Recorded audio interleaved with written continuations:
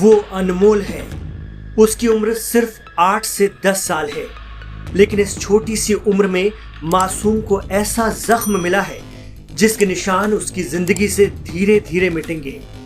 हम बात कर रहे हैं यूपी के देवरिया के फतेहपुर गांव में सोमवार 2 अक्टूबर को हुए हत्याकांड की, जिसमें 6 लोगों की मौत हुई है।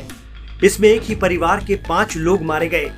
इस नरसंहार में बचा घायल बच्चा अब होश में आ रहा है और अपने माँ बाप और भाई बहनों के बारे में पूछ रहा है।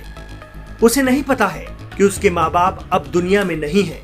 उसे ये भी नहीं पता है कि उसकी 2 बहनें और एक भाई भी उस हमले में मारे गए हैं। होश में आने के बाद भी अनमोल आंखें खोल अस्पताल की छत को निहारता रहता है।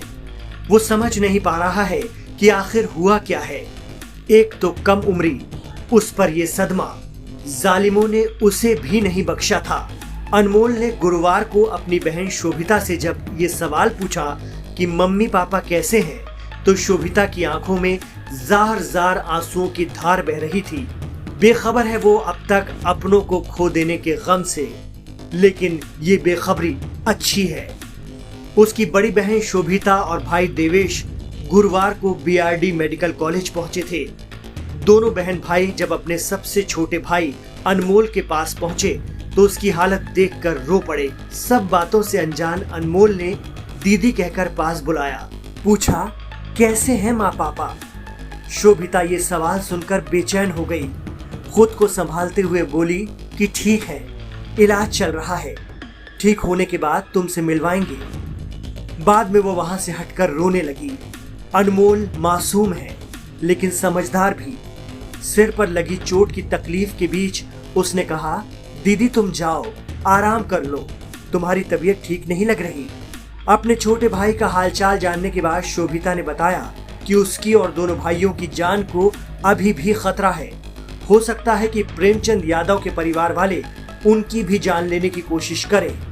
वो कहती है कि अभी सुरक्षा मिली है, मगर स्थायी सुरक्षा का इंतजाम होना चाहिए।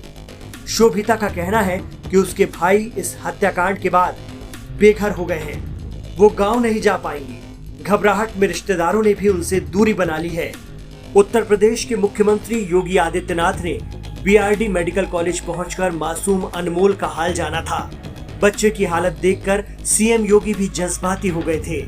उन्होंने इलाज कर रहे डॉक्टर्स और डीन को साफ हिदायत दी है कि अनमोल के ट्रीटमेंट में कोई कसर बाकी नहीं रहनी चाहिए। मनोचिकित्सक भी अनमोल पर नजर बनाए हुए हैं। घर पर अचानक हुए हमले और कत्ल गारत का मासूम के दिलो दिमाग पर गहरा असर हुआ है। उसे इस ट्रॉमा से निकालना बेहद जरूरी है।